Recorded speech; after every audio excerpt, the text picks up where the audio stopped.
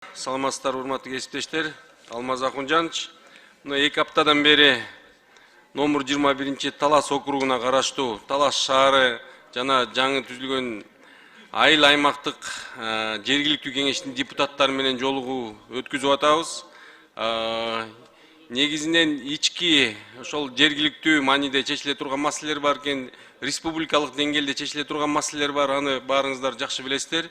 Мен ошол республикалык деңгээлде чечиле турган маселеге токтолуп кетким келип турат. Биринчи маселе ошо мекеме уюмдардын техникалык жана кенже тейлүү персоналдын айлык акылары боюнча. Азыр баарыңыздар жакшы билесиздер, айлыктары 6-7 миң сом. Бирок ушул кызматкерлерибиздин канчалык ушул керектигин жана ушул жумушу оордугун бардыгыбыз билебиз, бирок айлык акысы 6-7 миң сом болуп атат да.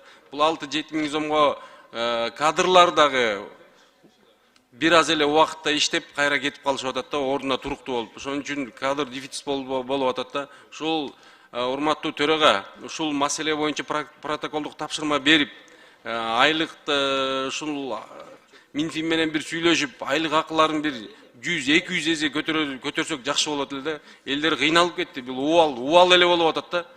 Ошон үчүн ушуну өзүңүз бир көзөмөлгө алып берсеңиз, урматтуу төрага.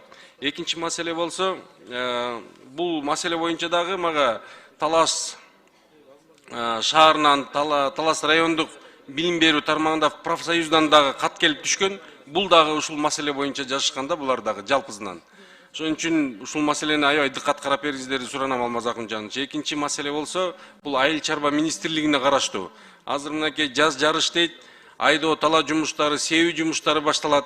Бирок биздин дыйкандарыбыз кайсы үрөөндү, кандай сортторун себүүнү мындай дагы деле маалыматы жок болуп атат да. Мына жалпы Талас областы боюнча айтып кетсем, фасолдун кайсы сортун тиккенге баягы булар билишпей атат да. Ошон үчүн Айыл чарба министрлигине да тапшырма берип, баа саясатын карап, кайсы сортун тигиш керек экен, кайсы сортун тикпеш керек экен, ушул жаатында бир жалпы элге түшүндүрүү иштерин жүргүзүүнү тапшырма берип коюңузду дагы өтүнөм. Рахмат, Алмаз Акунжанович.